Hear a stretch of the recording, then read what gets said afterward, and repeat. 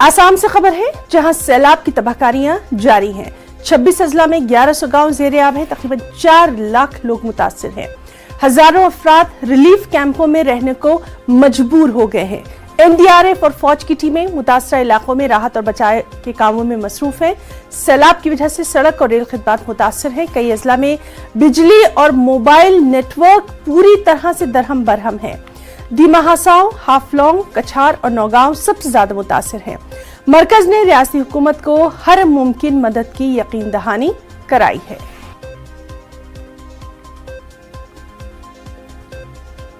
तो ये मंजर आसाम में सैलाब से तबाही का।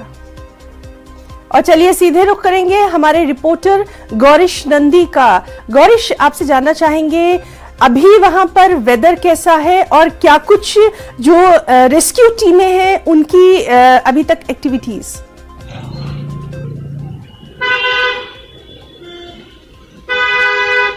जी हैना जी, जो असम का जो हालत है वो बहुत ही खराब है, क्योंकि जो प्राकृतिक आपदा आया हुआ है, इसमें जो दिखाई दिया है कि असम का जो 26 जिले है, 26 जिले बुरी तरह से प्रभावित है।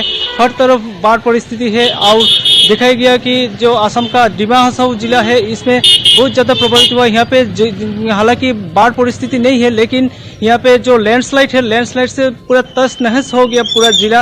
हर तरफ जो रेलवे लाइंस और जो राजमार्ग है, सब कुछ बिल्कुल खत्म हो गया, ऐसा परिस्थिति है। और जो 26 जिला है, 26 जिला का बाकी हर जिला में जो बाढ़ परिस्थिति भयानक है। और मैं अभी फिलहाल खड़ा हूँ मैं करीमगंज जिले में। करीमगंज जिले का ये भारत बांग्लादेश का बॉर्डर है। यहाँ पे एक बॉर्डर लाइन रिवर है कुशियारा।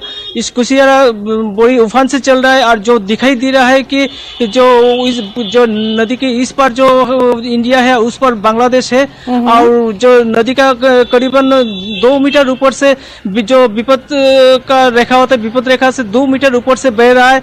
और यहाँ पे जो फ्लड कंट्रोल का जो डिपार्टमेंट है, उन्होंने जो यहाँ से बस्ता देकर यहाँ पे जो फ्लड का जो पानी रुकने की कोशिश कर रहा है, क्योंकि यहाँ पे जो राजमार्ग है, राजमार्ग से करीबन 1 फुट ऊपर पानी है। अगर वो जो यहाँ पे दिखाई दे रहा है जो टेम्पोररी जो एम्बैंकमेंट है, वो अगर तोड़ गया तो तोड़ने से करीमगंज जो शहर है, सब पूरा शहर बूझ सकता है, ऐसा हालत है। और जो असम का अगर बताए तो जो 26 जिले में करीबन 5 लाख लोग प्रभावित है। और देखा गया कि 8 लोगों का अब तक मौत हो चुका है।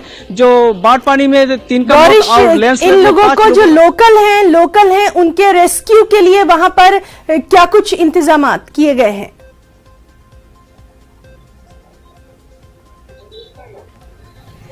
जी हैना जी, देखिए जो रेस्क्यू के लिए जो जिला प्रशासन है हर तरफ का कोशिश कर रहा है। जो दीमा हासाओ में जो फंसे गए थे लोग, उन लोगों को जो वायुसेना का हेलीकॉप्टर है, वायुसेना का हेलीकॉप्टर से उन लोगों को रेस्क्यू किया गया। फिर जो स्पेशल ट्रेन जहां तक जा सकते हैं वहां तक जाकर उन लोगों को रेस्क्यू किया।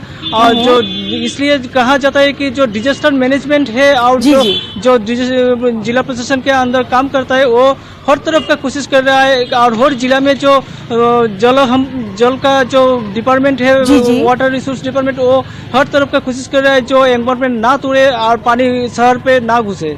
जी गौरीश, एक और बात जानना चाहेंगे आपसे, वेदर के लिए क्या कुछ वहां पर रिपोर्ट कुछ कहा गया है पहले?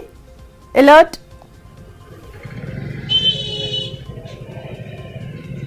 वेदर, हाँ, अगर वेदर देखिए तो वेदर बहुत ही खराब है, क्योंकि अभी 10 से 12 दिन से ये बारिश चल रहा है। और वो बहुत ज़्यादा बारिश है। अभी 2 दिन में थोड़ा सा बदलाव आया है, थोड़ा रुक कर बारिश दे रहा है।